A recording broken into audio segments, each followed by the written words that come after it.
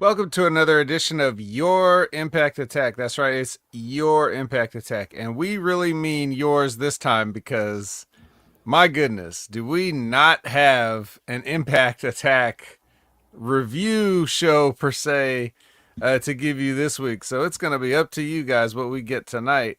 And who is we? The VBC, of course. We're talking about the VBC as a collective group. I'm the V in the VBC, the vet, Jamie Williams. With me, as always, my tag team partner, Brandon. Here's the hot tag. Brandon, come in and clean house. What's going on? Not much, man. Especially not much in the world of TNA, which absolutely boggles the mind. Your hottest show, the most buzz you've ever had. 2 weeks of clip shows. That's right. And what a clip show. It's a nice. They're so proud of themselves. It's TNA Unreal what they're showing here, and we'll talk about that for about maybe 2 minutes or 3 minutes. What they actually showed, because I didn't take notes on it. I'm not taking notes on this shit. I did go through it, but there's really not much to say. There's only one thing to say. But who is going to be joining us here as the C portion of the show? Who are these C's that we have with us? A sea of C's? Indeed, sir. In fact, I think we might even have a four horsemen plus JJ Dillon. We got Lab Rat. We got Chris Winland. We got Liz. See who else? We got Javi Uchiha. And that's yeah, we got four horsemen. Damn. Just four horsemen. All right. Well, that's good. That's good too. I'm sure we'll get some more, or maybe we'll wrap the show before we get anybody else. Because damn it, I'm telling you. So, Well, I'll tell you what. yeah, maybe if we could sell some propane and propane accessories, we could extend the life of this show. But, let us start with I guess we could talk about some. I have two minor pieces of TNA news, very minor. Number one, not really a surprise, but according to Fightful Select, Rich Swann is on a pay per appearance deal with TNA. I guess they're not too hesitant to sign him to anything long term right now, but they're working on a handshake deal, kind of like the Inspiration or whatever. So there you go. As you know, Rich Swann was let go from WWE back in 2018 because of some domestic stuff with his wife, which he's still with, as far as I know, right? Didn't they have a kid a couple years ago, and everything they worked out whatever the problem was, I suppose. Yeah, from at least from what I understand about that situation, it was basically like a couple's squabble that happened to be in public, and somebody caught it and reported it. Right. Pretty much.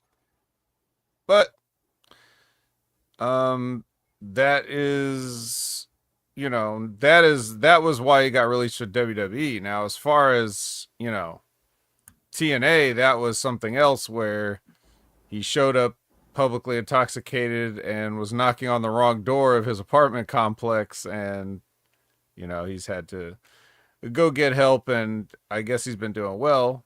So he's been back in TNA. He's been working other places.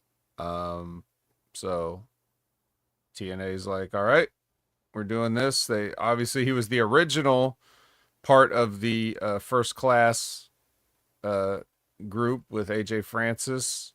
Then you had Casey Navarro step in when he went away, and now that he's back, they've kicked Casey Navarro out of the group, but Rich Swann has been kind of bouncing around from MLW and whatnot, and so he wasn't at all the recent TNA stuff that AJ France has been a part of, but that doesn't mean that he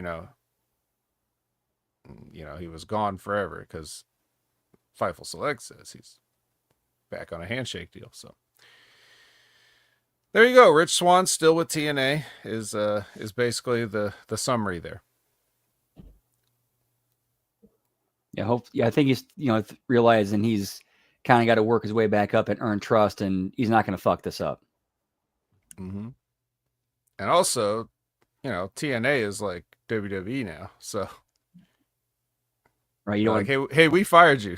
For, that's kind of, that stuff always plays a factor. But Rich Swann's a good guy. I mean, people like him, so you know, I'm sure he'll be fine. Now, this other TNA related piece of news, something I don't really know that much about. I'm just seeing this in, today's headlines, but apparently Scott D'Amore of Maple Leaf Pro Wrestling. What's up, Dan? Scott D'Amore has posted I guess he has a column, wherever that appears, the D'Amore drop.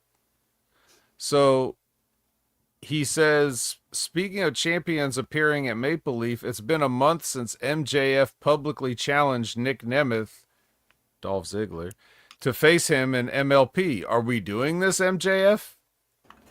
So, I don't know. I guess MJF challenged Nick Nemeth to a match at some point. And clearly MJF is still with AEW, yet not really been on AEW TV. After he lost to Mark Briscoe at whatever pay-per-view he lost at, he's been gone. So I don't know if he's going to do this. It could be a little bit weird because of the relationships all involved, but no reason it couldn't happen, I guess. Well, and also too with Nick Nemeth, he's also publicly stated he wants absolutely nothing to do with the NXT crossover, so he could be an outlier. Mm-hmm. Mm-hmm. So, I mean, he could say that. But at the same time, though, WWE and their pettiness, they could kind of stick the thumb in TNA. Hey, like, do something about this. Right. Yeah, I don't know. I mean, there's not one match, that Nemeth can have that I can claim that I want to see. So if this match never happens, I'm gonna be fine. But it could be considered a dream match by some people, I suppose. So if it happens, if I mean, certainly if Scott D'Amore is able to make it happen somehow, that's going to be good for Maple Leaf Pro. I mean, sure, it'll sell some tickets, but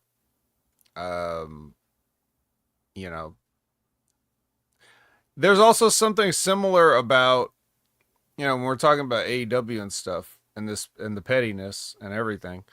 There's also the talk about Tanahashi wanting to possibly wrestle, Shinsuke Nakamura as a final match, and even though that would be none of AEW's business, it could hurt their feelings if, something like that were to happen. If New Japan were to broker a one-time, one-shot, but. Well, I could also see his paranoia kicking in and being like, oh shit, if this goes well, that could open the door to WWE and New Japan doing more business together. Yeah. And leaving me out of the, picture. Right. But what he should just be looking at is like, some things are bigger than you and your stupid business. So these people only get to have one final match, and they should be able to have it with who they want, because that's what makes them happy, and that's what would make the fans happy. So if you really are all about the fans, and if you really do consider yourself a fan, then maybe that should be important to you. But what do I know? I'm just a guy.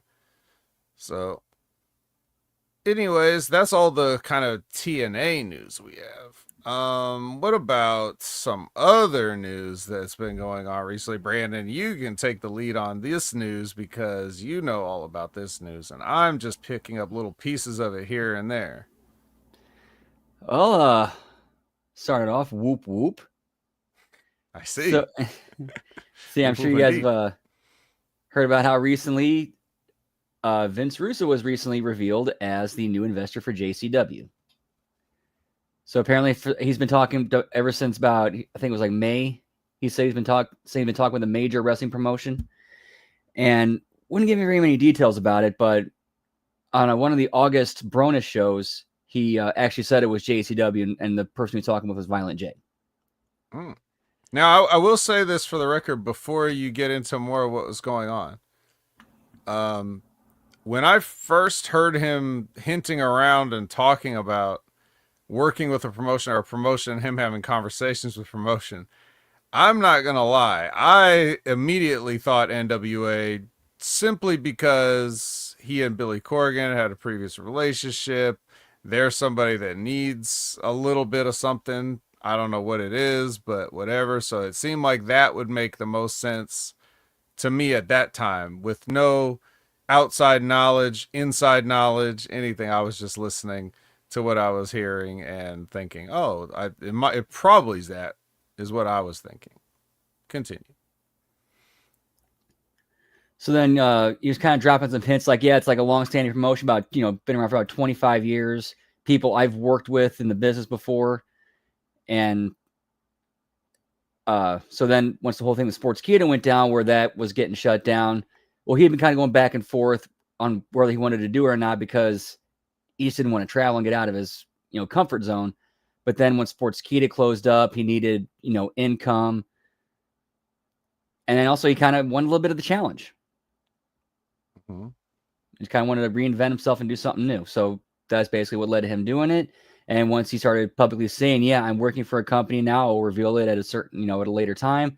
And then it was speculated on keeping it 100 that it might be NWA or MLW, but then they leaned into it being NWA and then trying to make sense out of it potentially being NWA. Then on the Bro Down show on Friday, they kind of discussed it, and Russo sarcastically said, "Oh yeah, they're saying I'm going to NWA. Yeah, they nailed that one." And people kind of ran with that as him confirming it, when it was actually a sarcastic, "Yeah, they got it right." Hmm. Well, So so then, now, go so ahead. then, which, so then, which leads to the official announcement where somebody posted a picture online of Vince in a ring of a JCW ring, and he's saying the neighbor said he's been revealed as the new investor. Well, yes. But there's another component to all this too, because after the sarcastic uh comment, then this was commented on, picked up by. Dave Meltzer. Yeah, and he ran with it, and he decided to use it as an opportunity to just bury NWA, and just kind of ran with it like, yeah, this is, I guess so. Okay, good for him. Whatever. So essentially what it comes down to is another, report of false information, to which, it's like that this has sort of been like a crusade that Vince has gone on about Meltzer and all of the dirt sheet people, saying how they don't know what they're talking about a lot of the time. They don't, they make mistakes, they don't give retractions, people still buy this, people still go to them for legitimate information. And this is what gets reported, and now he's able to actually give you firsthand, you know, like, nope, they did not get it right. And if they're not getting this right, what else are they not getting right? And it's this whole thing. It was basically like just a golden opportunity for Vince to give them the rope to hang themselves, and they did it. Yep. Which all they would have had to do Pick up the phone and was call him. right. Well, there you go. So for anybody that, still and I don't have a crusade against Dave Meltzer. He's always made a lot of mistakes. I mean, this is you know, just what he does. It's not his strong suit. His strong suit isn't the rumors and the gossip. It's just the history and the knowledge part. But the problem is like that's less of what people are interested in. If that wasn't the case, we wouldn't have so much bullshit reality TV. We wouldn't still have things like tabloids. You still see tabloids. If you go to the supermarket, like people still buy this shit. Like really? Like this exists. So, that's clearly what people are way more interested in. They don't need the truth. They don't need history. They don't need anything. What they need is they need what they think is true, what seems to be entertaining to them. They want those rumors. They want the gossip. Anybody that's worked at a big job or even a small job knows people just be loving rumors all the time and gossip, and they just can't stay out of people's business. It's just that's what sells. So you get Dave Meltzer, that was just like one, what started as him thinking that's just like responsible reporting, like, well, I heard this, so I should say I at least heard it. Now that's spun off into, this whole mess that we're in now. It's like a war between, the wrestling companies and the people that are trying to report on wrestling companies, which is just so bizarre and so far from where things started. But I guess if you really think about it, it was inevitable, even going back to the 80s, like that it could only have done damage to the business in that way. So I don't know, man. I don't know. But the important thing is we do know now it's JCW, which for people that don't know, Brandon, what is JCW? Also, it's been so long. I'm so out of the loop. Not only did I not know that JCW was still full-time operational, not only did I not know that they had a TV show, not only did or YouTube or whatever it is, not only did I not know any of that, I don't even know, is it still called Juggalo Champion Shit Wrestling, or did they ever officially change it to something a little more family friendly? No, I think it's Juggalo Championship now. Back to that. Okay. Yeah. Okay. Just making sure. Just making sure. So yeah. What what can you tell us about JCW? What it is, what it was, have you watched some lately? I mean, it's basically a promotion that was founded by the Insane Clown Posse in 1999. Basically, been a feature of the Gathering the Juggalos that happens every year. Not really much other than that, but I think that recently, in like the last year or so, it seems like they've been getting serious about wanting to expand and grow it and actually make it an alternate, a different place for guys to work. I mean, they do have some people we would know on that roster, like James Storm, Willie Mack, Vampiro. Vampiro goes back to the Dark Carnival WCW days, which is where all this stuff with Vince originally started, I guess. I mean, not discounting the WWF run that the Insane Clown Posse had either. Oh yeah, and Moose makes regular appearances there as well. Ooh. Oh, and their current women's champion is Hollywood Haley J. Hollywood Haley J. Hollywood, my bad. I see. So for the past, interesting. Yep. So like for the past year, they've had a weekly YouTube show called Lunacy, and then the other night, like I said, we came out that Vince is now working for him, and yeah, that's pretty much it. So what do you think of the show? Have you watched an episode of Lunacy, or like, what's your take on it?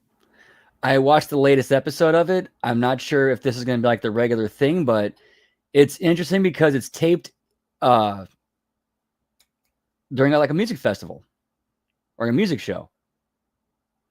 And the entranceway is this, like the music stage is converted into the entranceway. Oh. So you're saying it might be just a set of tapings that they did at one of their festivals, and it I, might just go somewhere else? I believe so. Yeah, and right now what they're doing right now is a tour of shows where they're taping like a show like each night. I see. That's Like, crazy. I think tonight's like night 2 in Denver, and they're coming to I think they're coming to Columbia, Missouri. I think Wednesday. Oh, we're gonna get some on-site reporting.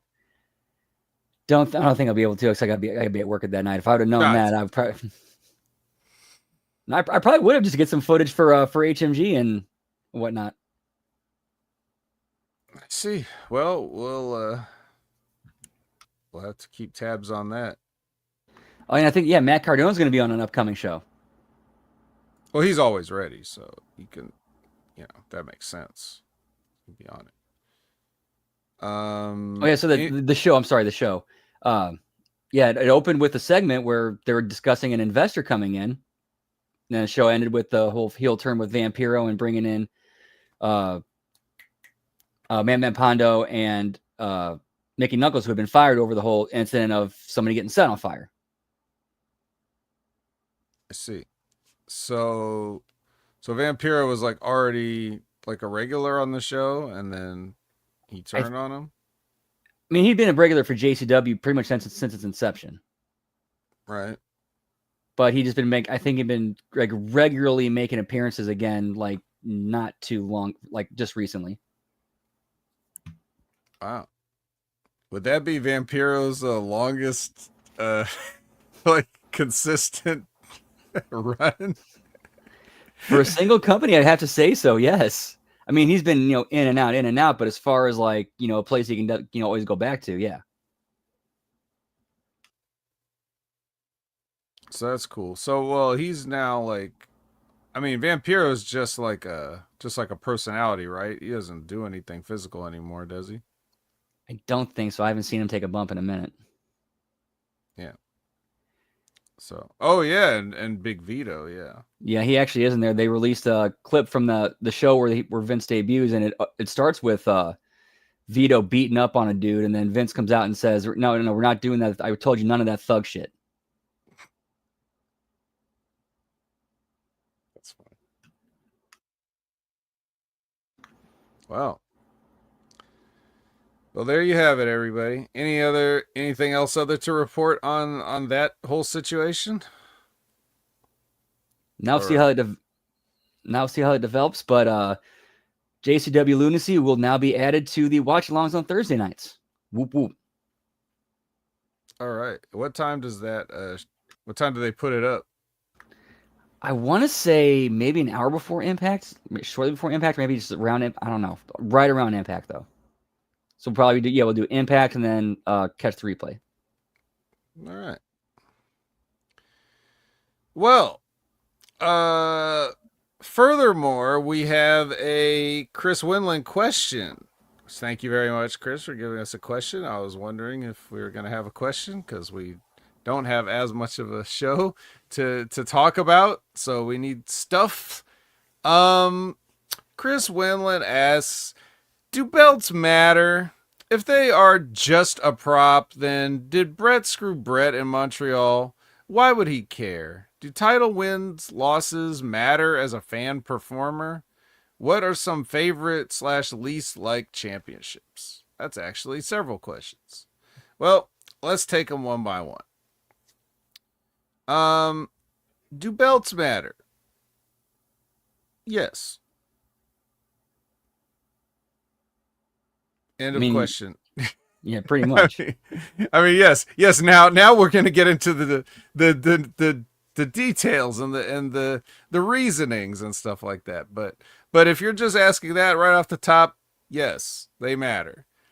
Um, if they are just a prop, then did Brett screw Brett in Montreal? Okay, so I see what he's asking here, but um, I don't like.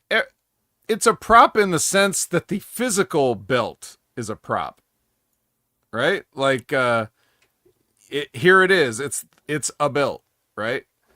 They have I, belts in boxing. Is that a prop? The belt, the actual belt, is a prop, but it's just there to signify that you are the champion. So if you are a champion, this is what you have. You don't always have belts. Sometimes you would have had trophies or medals or anything else that you consider a prop. I mean, is an Olympic gold medal a prop because it's signifying that you won the event that you competed in? But you winning the event is the win. You lived it, you did it, you accomplished it, the world saw it. Your gold medal is just the thing that they hang on your neck when you stand on the podium. Is that a prop? Do you think about it in that terms? Or do you think about professional wrestling belts the same way you think about Olympic gold medals? Just because one is a work and one is supposedly not a work? I mean, essentially they're the same things. It's like anything, it's supposed to be something based on what else in legitimate, you know, athletics is done. And professional wrestling has its roots in being legitimate athletics. So, you know, they don't give championship belts to people that win college championships or whatever, but they could if they wanted to. It just don't. So, what do you think, Brandon? yeah, I think like like medals, trophies, belts, and like legitimate sports. They're more of a physical representation of the accomplishment itself rather than the accomplishment itself.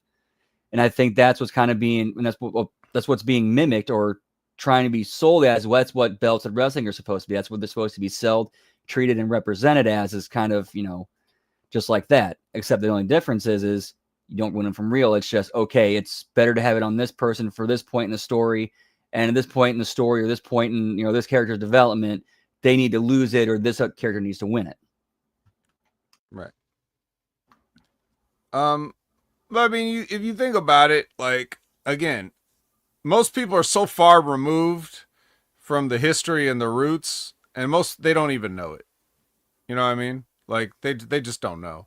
So there was a point in time when you would contest legitimate championship matches. Like in the Farmer Burns and the Boxcar Willie.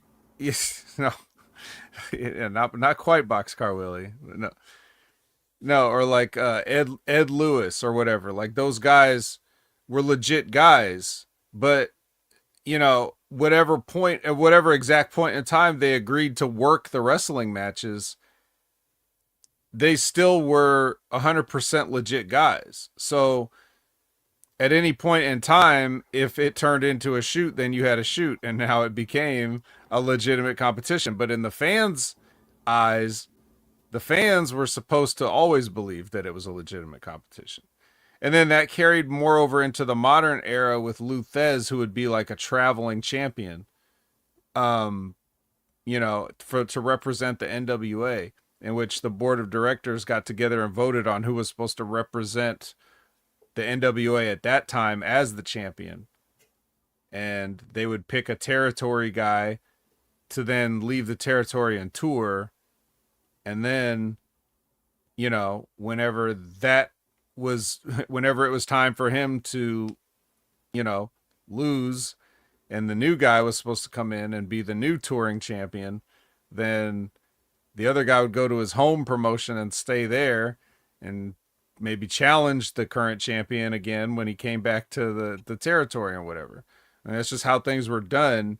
And something like a champion like that is a lot more important, But a guy like Luthez, he was going to beat anybody anyways. Like, you know, these guys weren't going to beat Luthez. And as time went on, the more and more guys that were like Buddy Rogers that couldn't shoot at all, but they were great workers, like great entertainer workers, you know, those became, you know, more and more and more. And the actual hooker guys like Luthez were fewer and farther between because the business is going a different way. So you could compare that to the way like people now just want to do lucha and strong style stuff without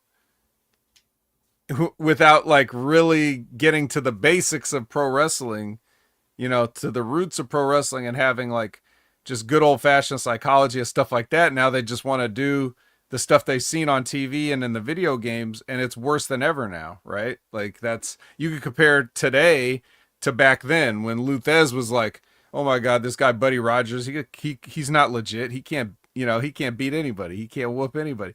Or I don't even, or Luthez not wanting to be on the same, you know, cards as women because he deemed that not legitimate. He didn't want it to be a joke like that. So, you know, anyways, the point is the champion then meant everything. And if you couldn't have, but then, you know, everybody else is like, well, we can't just wait for the NWA to come around. We need our own champion. So every promotion has their own champion and like these extra championships. And, you know, it just got to a point of being ridiculous. So you have a lot of belts, which kind of waters it down. But, you know, in that sense, those belts are props because, you know, even the championships, not even just the belts, but the championship idea is a prop. Like, how many times have you seen like some mud show fucking promotion saying they have a world championship? You know what I mean? Like, what world? In what world is your world championship a championship? You don't leave this town, you know? Ain't nobody coming in here from around the world to challenge for it either. Ain't gonna be no Luthez looking to take this belt off of your guy with his tank top and, you know, garbage pants. So, yeah, it's a little silly in that sense. Now, as far as Brett screwing Brett and why would he care? I'm pretty sure that whole thing was more about the disrespect and the thing with him and Shawn Michaels, like not wanting to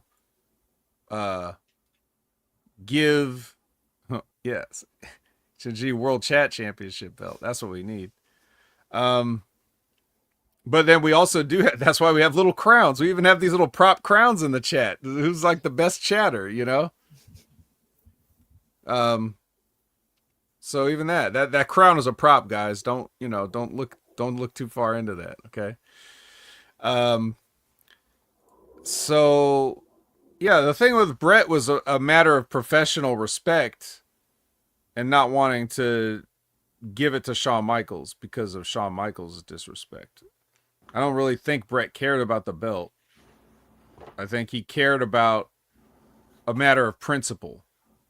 Yeah, it was basically the whole thing with that conversation they had where Brett said he'd be happy to put Shawn over and said, thank you, Brett, with all due respect, I won't do the same for you. And Brett was like, well, fuck you then. Yeah. All Shawn Michaels had to do was keep his mouth shut. Like, why would you even ever say that? You know? Yeah. So Chris follows up and says, but we were led to believe that, can you put that back up real quick? We're led to believe that it was about the prestige of the title, but in a shoot sense, why would it matter? I mean, you're right, it wouldn't. But that's part of like old habits dying hard, you know? Like if Vince just said, if Brett refused to drop the title and Vince just said, well, just, you know, okay, and then Brett goes to have a match and then he doesn't get the belt back, you know, after the match.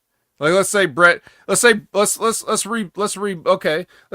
Survivor Series 97. They go to the ring, they work out the finish they worked out. I believe it was supposed to be a double DQ originally, is from what all the stories were told, right? Right. Yeah. Brett went in there believing it's going to be a schmoz between Heart Foundation and DX and it's going to get thrown out. Okay. So let's say they did that finish actually and didn't screw Brett. Let's say while he's out there and the timekeeper's holding on to the belt. Let's just say the belt just comes back to the back and finds its way into Vince's office before Brett can, pick it up and carry it back there. Okay, now you have the belt back. That's all you need.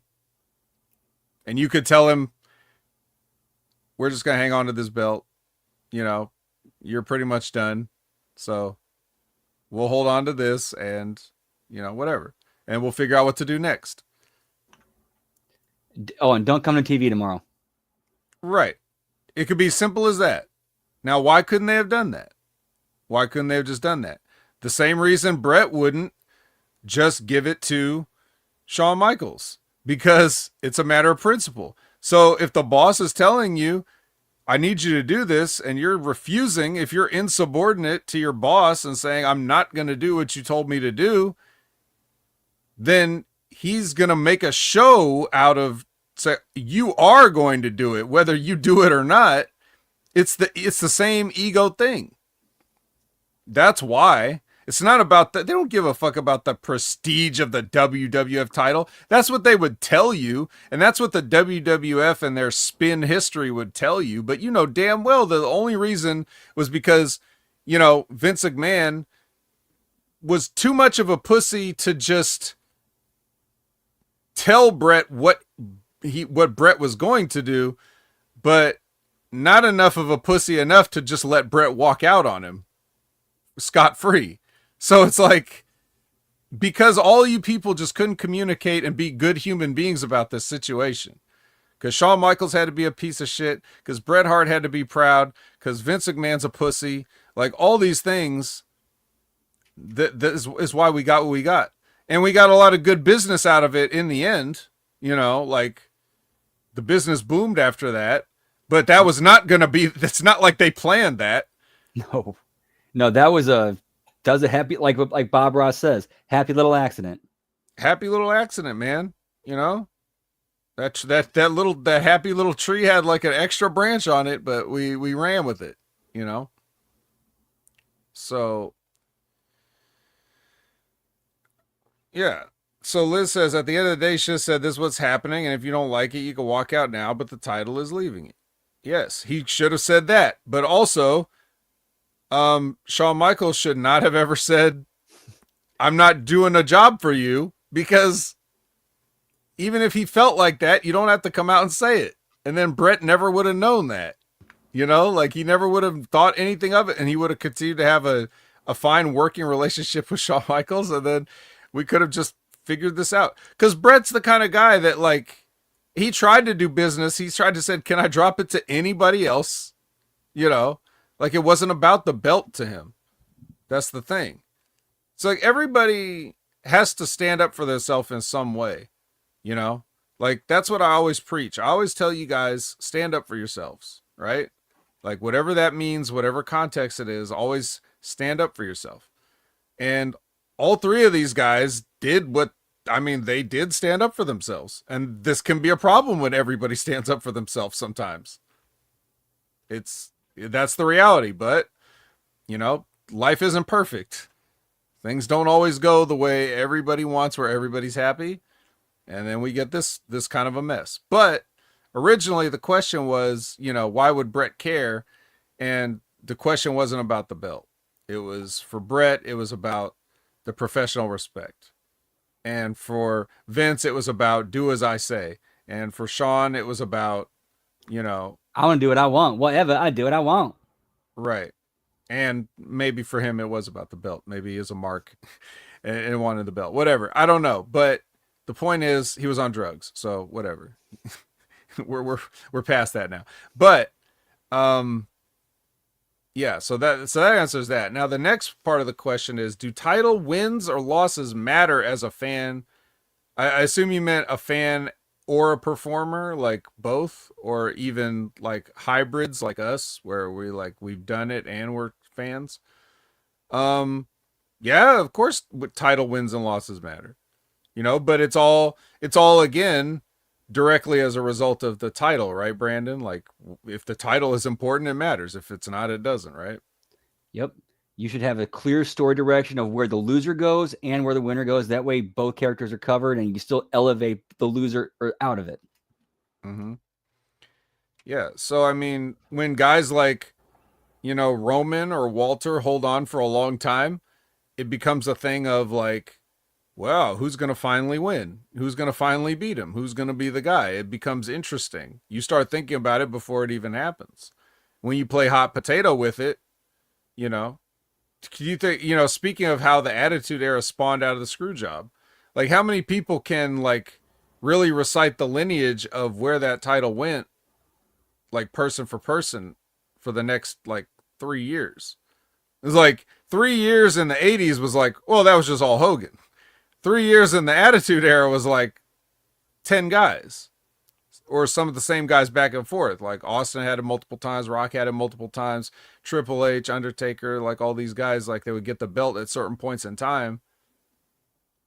Yeah, it comes hard to remember. I remember back when I was watching during that time, it was like if you got to like got like held up through a month, it's like, all right, you're the man.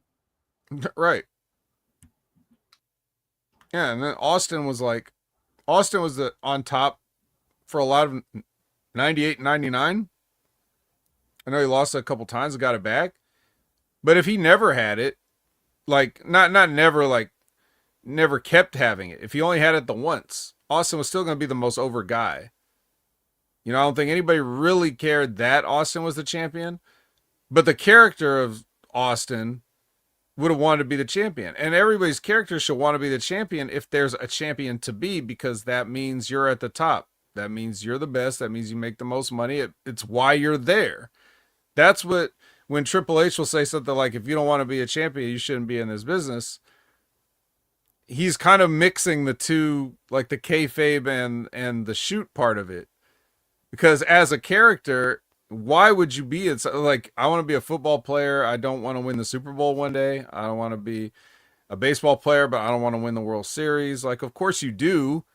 So that should be like, everybody should have that motivation to be the champion. And I think that gets forgotten for a lot of reasons. One of which is currently there's two champions, at least. If you don't count Crown Jewel, you have the, undisputed, they still maybe call the WWE champion and the World Heavyweight champion. That's so stupid. So like, when you have two different things, it's you're looking at basically being the champion of a TV show, not a company. And that's confusing. Yeah. I want to be the Raw champion. What? No one thinks like that. So, that also leads into the next part of the question, which, what are some favorite or least like championships? Like, yeah, I don't like those championships. I don't like the World Heavyweight Championships. Like, I don't like it when Eric Bischoff pulls it out of a suitcase and hands it to Triple H. I don't like when Triple H pulls it out of a suitcase and hands it to Seth Rollins or whatever. Like, whatever version of this secondary top belt, it just confuses things. And I don't like that. And I also don't like the gimmicky, I don't like the Speed Championship. I don't like the 24/7 championship, even though you could get entertaining stuff out of it, but they never did. They didn't do anything really entertaining with the 24/7 championship. They just had R-Truth roll up a bunch of people. That's not entertaining. So like those kind of dumb things, like those are my least favorite. Yeah. Yeah, RBV, the Sunday Night Heat heavyweight champion. But the Stevie Night Heat champion. See, now that's where, but if they had done something like that, like if Stevie, that's character storyline specific. That's a whole different thing. It's part of an angle, and the gimmick's had a payoff at the end of it. Well, also it plays into your character's delusion. Like that's what somebody like that would do. If you're that mentally ill, like you would do things like that where you think you have a championship or you think that you're the most prestigious. It's just the next logical step in the Stevie Night Heat deal. But So while I understand what RBV the joke he was making, but he's also accidentally making another great point, you know, which is even things like that can be meaningful. Yeah. Yep. Winged eagle, man, because birds only have wings on a title belt. Exactly. That's what I always say. But I love that. I love that championship as far as like the look. I know we've talked about like favorite belt designs and stuff in the past. I don't know, Brandon. What about you? What are some of your favorite or least favorite championships? Yeah, yeah. DiBiase's another good one. That's great. The $1 million belt. Yeah, because only a dude that rich and that conceited and self-absorbed would absolutely get himself his own personal belt made. And when did that happen? It happened after he tried to buy it from Andre the Giant. Like Andre the Giant they did the twin ref thing and got the belt off Hulk Hogan, and then the reason they stripped Andre is because DiBiase he sold it to DiBiase, and Jack Tunney was like, "You can't sell championships, so we're stripping you." You know, like that. That made sense. And then after that, he's like, "Well, fuck it, I'm gonna make my own championship." So, you know, that shit was good back then. Um, it was a little cartoony, but it's still more serious than what they have now when they're trying to be serious sometimes. So anyway, yeah. What so favorite or least favorite championships throughout history? Uh this one kind of goes back to me because this is when I first started watching wrestling. This was usually my favorite segments during Raw was during the 24/7 hardcore title. Like this is when I was, watching when they did the stuff in the like the Chuck E. Cheese. Yeah, we'll get the one of my favorite lines ever when Mosh and Thrasher talking about chasing down Crash Holly is like, "We'll get him in the balls." So good. They don't even know how good that was. And there's another memorable one where it was on an episode of SmackDown. They actually had like several like pre-tapes like spread out throughout the show of Pat Patterson and Gerald Briscoe chasing Crash Holly through New York. And then like the penultimate one is Crash Holly showing up at WWF New York and runs into Samuel L. Jackson as Shaft, pays for his protection. And the final one is Pat Patterson and Gerald Briscoe showing up at WWF New York, and Samuel Jackson kicks their asses. That's good stuff. That also I also stole the one of the segments for a finish. I know I talked about the one in the past. It's the one where like Crash was asleep and Gerald Briscoe pins him while he's asleep. Yeah. The referee's like not touching the yeah. Like that's so stupid, but it's funny and I stole it. So yeah, favorite make my own was Taz's FTW championship.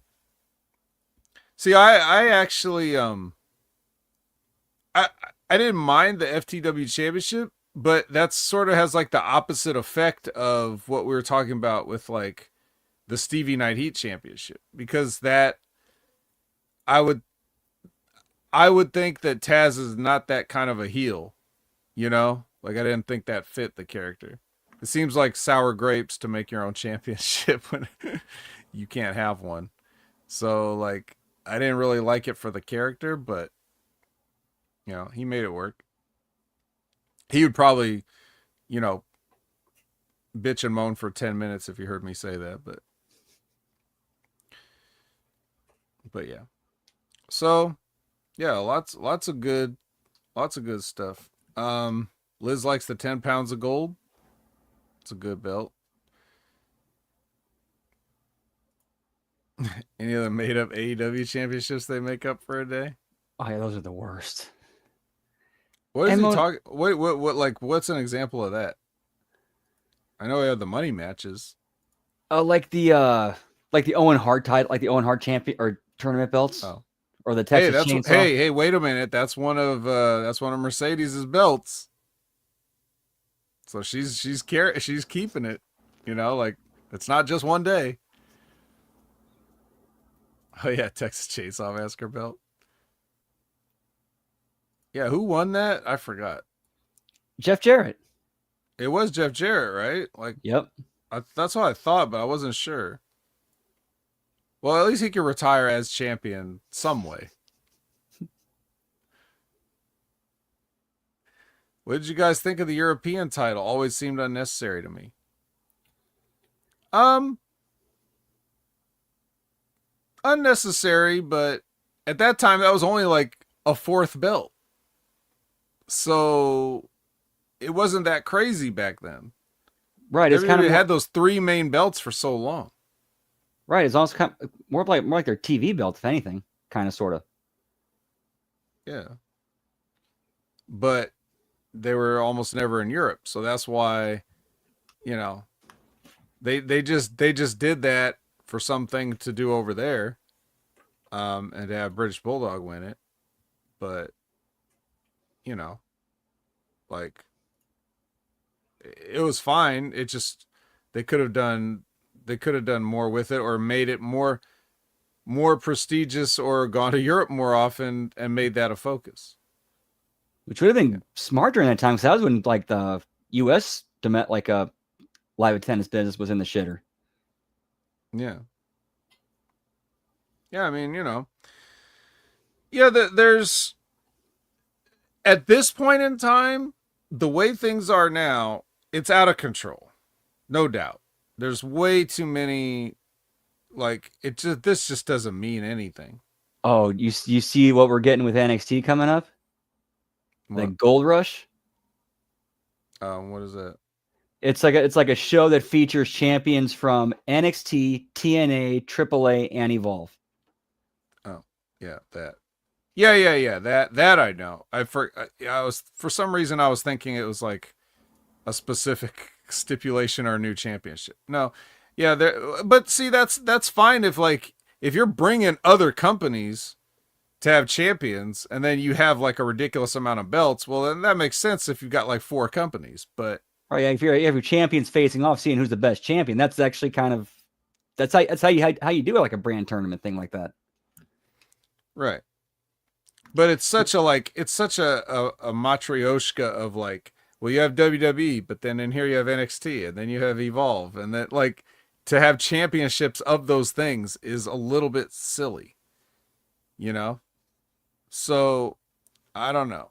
That's what I mean when I say there's too much. Even if you counting all the WWE brand, like owned companies, even before you get AAA.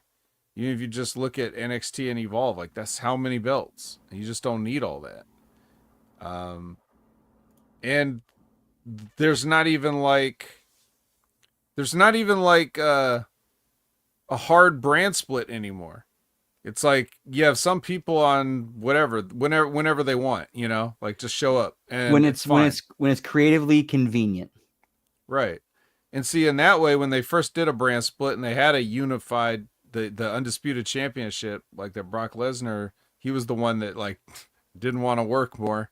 Everybody else, like from Undertaker, Triple H, Hulk Hogan, Chris Jericho, like all those guys, like they were working on both Raw and SmackDown when they had that belt. And then as soon as Brock Lesnar gets it, all of a sudden we don't have to anymore. Fuck off. So that was one idea, and then you could have like if you had an Intercontinental Championship and a United States Championship, that could be like your top belt of each show, like something that you could build the show around if you want to have main events and things of that nature. But I don't even think that's necessary. I think you could have. I think if you're tag team champions, you should be doing double duty. If you're, like it shouldn't be two sets of tag team champions. That's ridiculous. You barely have two tag teams, like two legit tag teams. Uh, RVV says, "What do you guys consider the qualifications for a title to be a world championship? Example: NXT and TNA top titles world. Well, it just has to be if you're going out in the world. I don't think anybody should have a world championship except for the WWE because nobody else consistently goes around the world. The AEW championship should be the AEW championship, heavyweight championship, whatever you want to call it. And same thing for NXT. It's like, well, you're not traveling the world, so you're the champion of NXT. You're not even a WWE champion yet. You're an NXT champion. You're working your way up to that. Evolve is even less. Like, what is that? What the hell is that? You're looking at that as a step below NXT. You even have a belt? Of course not, but they do. So TNA shouldn't have a world championship either. Everybody should just be the TNA championship, whatever their company championship. And then that's it. And then the WWE can have one belt. They can get to one belt, the undisputed WWE World Heavyweight Championship. And that, is the guy. Would that be Cody? If it's Cody, then it's Cody. And he's the guy. And everybody's gunning for Cody. There's no question who everybody wants. They all want a piece of that guy. And the WWE tours around the world. They have PLEs around the world and all kinds of different, diverse crowds and everything. So a world championship feels like a world championship.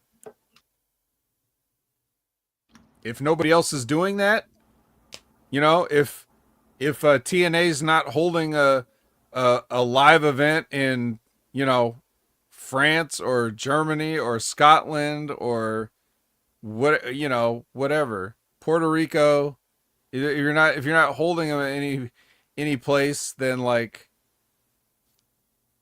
why are you a world champion? You're in the Impact Zone. You're the Impact Zone champion. That's it. That's what I think. What do you think? I think I'm going to declare myself the HMG World Digital Champion. I don't think anybody can dispute that. No, but yeah, when it comes to like actual qualifications, like that's really there's really no like set definitive. But yeah, I would say like you got to at least defend it across borders at the very least. Yeah, and if you're not leaving the country, or you're not leaving, even your own town, then to have a world championship, you need to bring in world challengers. And a world challenger, if they won that belt, would take it out of your town, country, or whatever.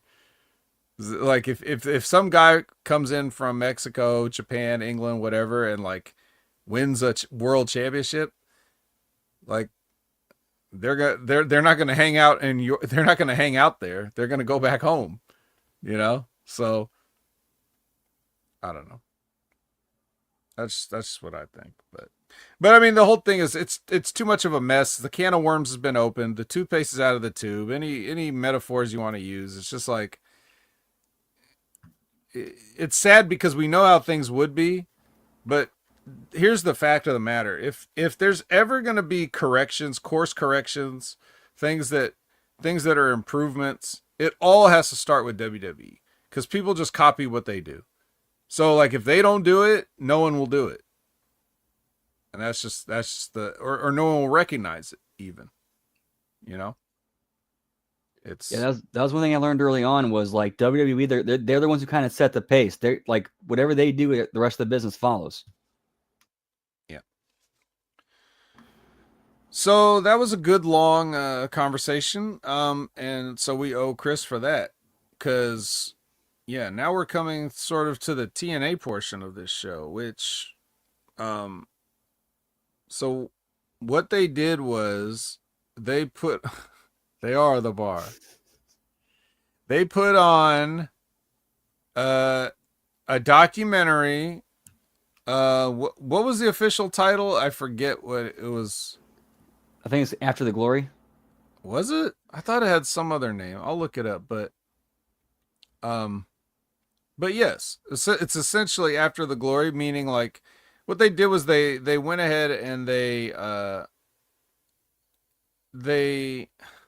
did like an Unreal style thing of the stuff that was like they mixed some like packages of like footage of leading up to the matches, then what happened after the matches.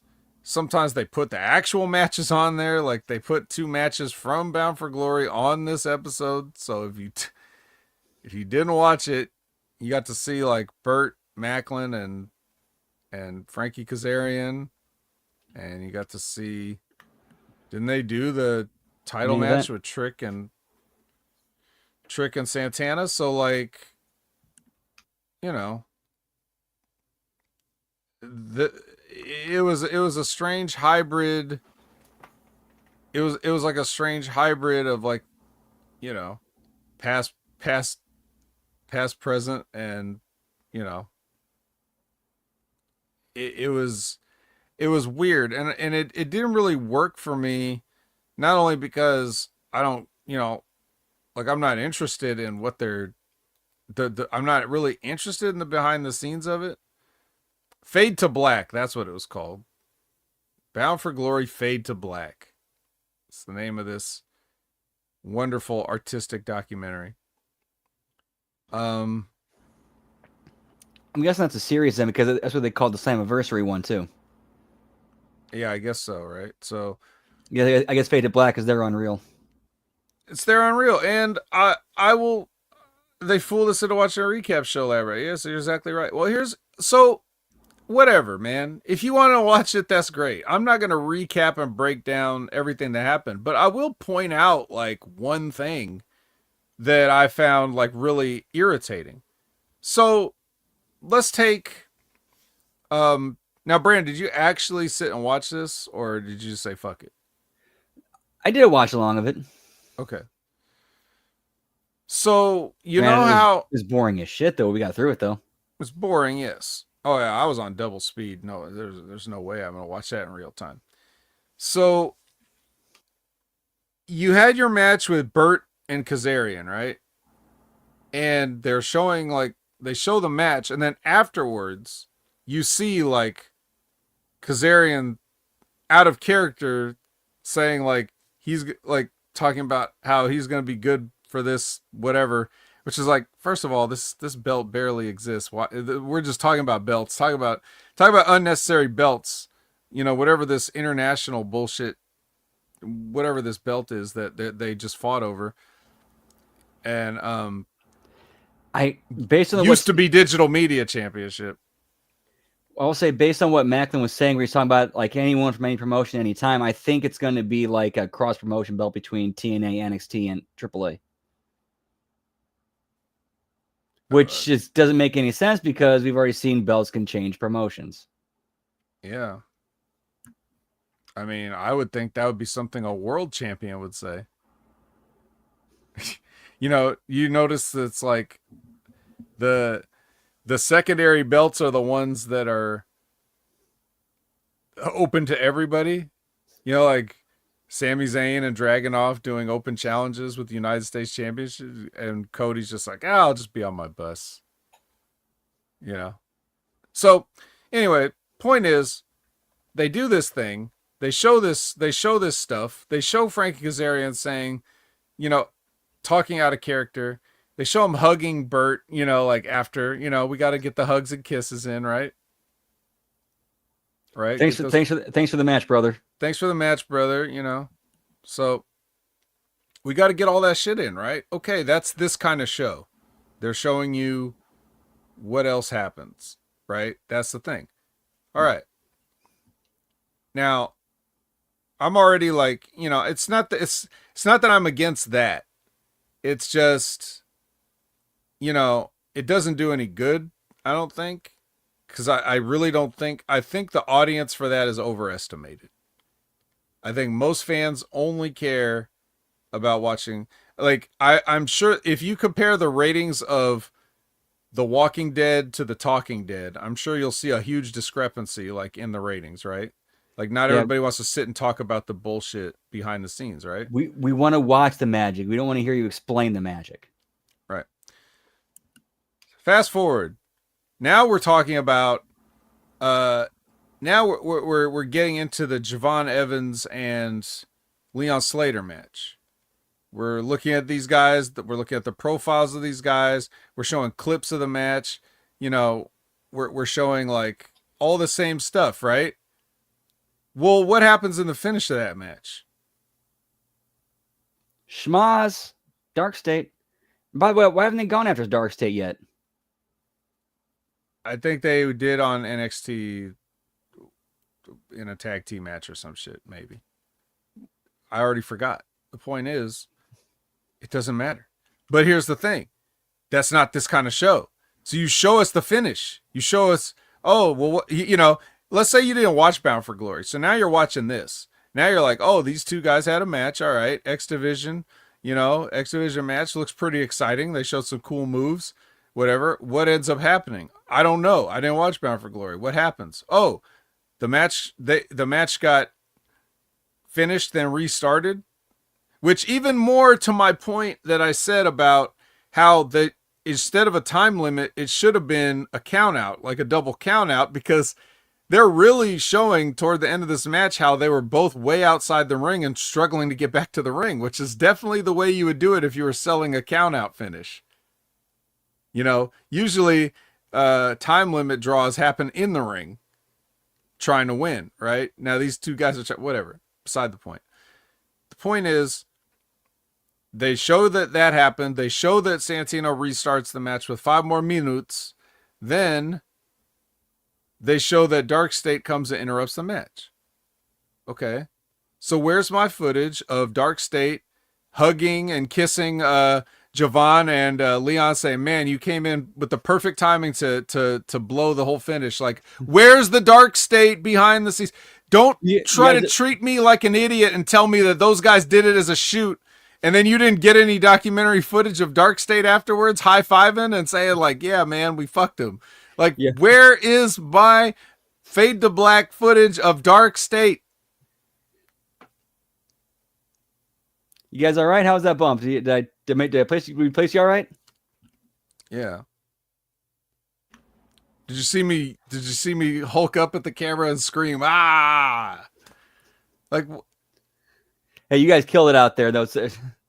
Yeah. Where was that? Because that's what you're showing us. You just showed us that. So why aren't you doing it again? Because you fucked up the finish, but now you're gonna show you're not gonna give us the high fives and the hugs and the kisses. What's up? Oh yeah, we didn't get an injury. We did not get an injury report tonight, or that for the show.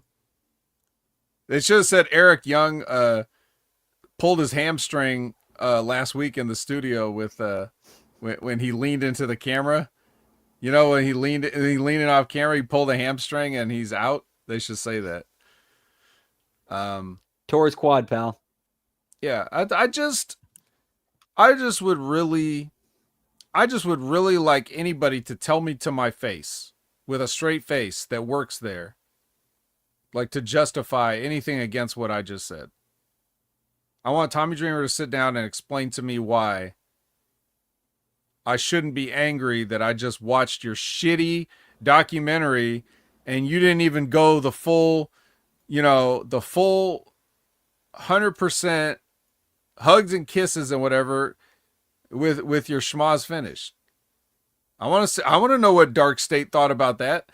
Why don't you tell him what happened when you gave him the creative? Like, did any of the guys have second thoughts about ruining what was a great match? Like, I want to know what those guys thought about it. Otherwise, why am I watching this? I don't need to see highlights of Bound for Glory.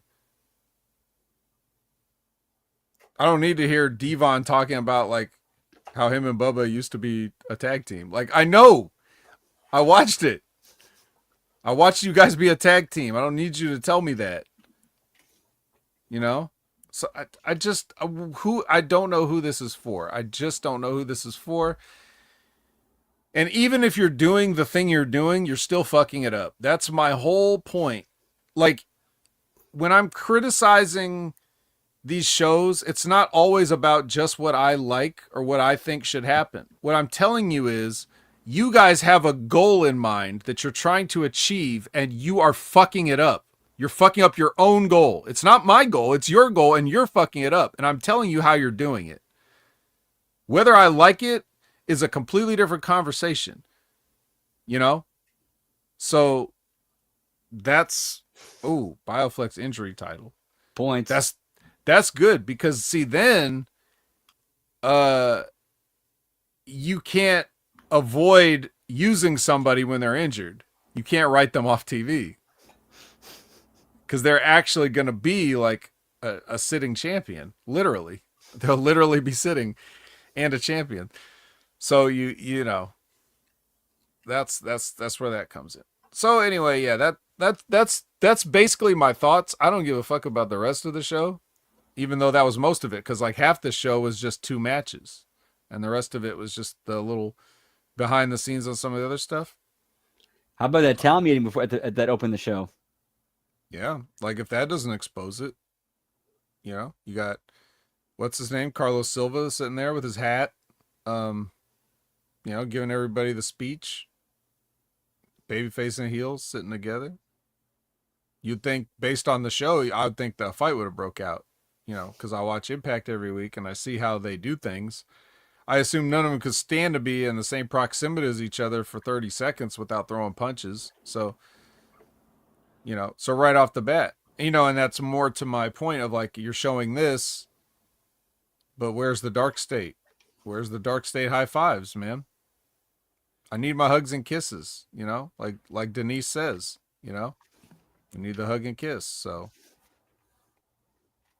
on a side note, that was funny when they were trying to like roast her about the hugs and kiss thing. I was like, shit, man, I say that.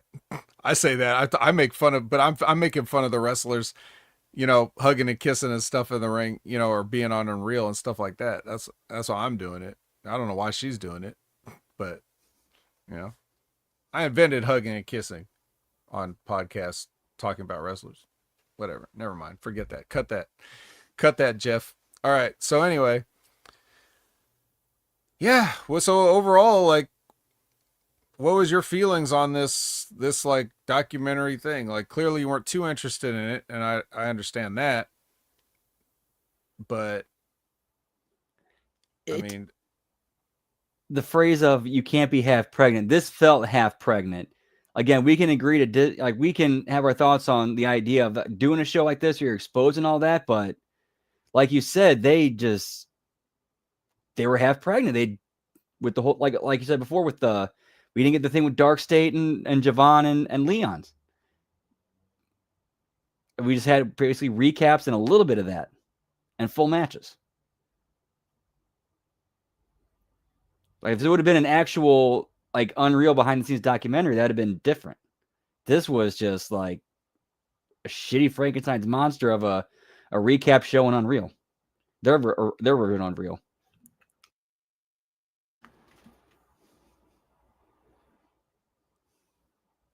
Yeah, that's what it was. But, I thought we'd only get 2 minutes out of it. We got about 14, 15 minutes out of it. So, thanks to Chris Willis' question, we've nearly doubled some of our previous shows, like as far as like our content length. So as far as TNA goes, yeah, man, it's just in some ways it's worse than it's ever been.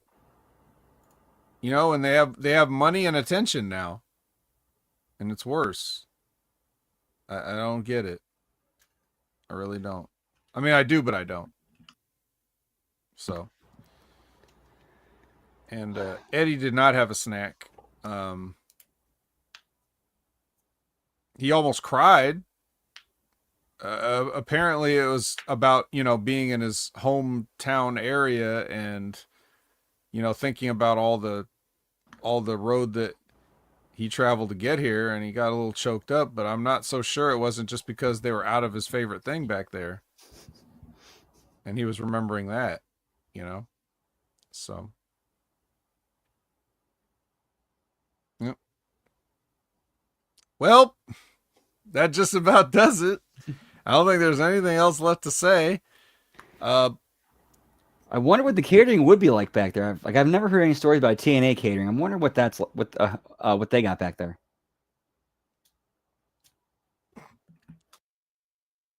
Yeah. I don't remember if I ever heard at any point in time that it was kind of like non-existent at periods. Like their catering is you bring your own sandwich, little ham sandwich in a baggie. I don't know. Pop-Tarts and applesauce.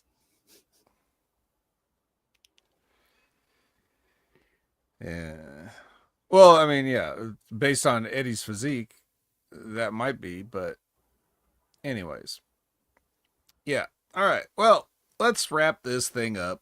Let's take it home. Let's get you back to watching Raw, a real company with real wrestlers and real stories.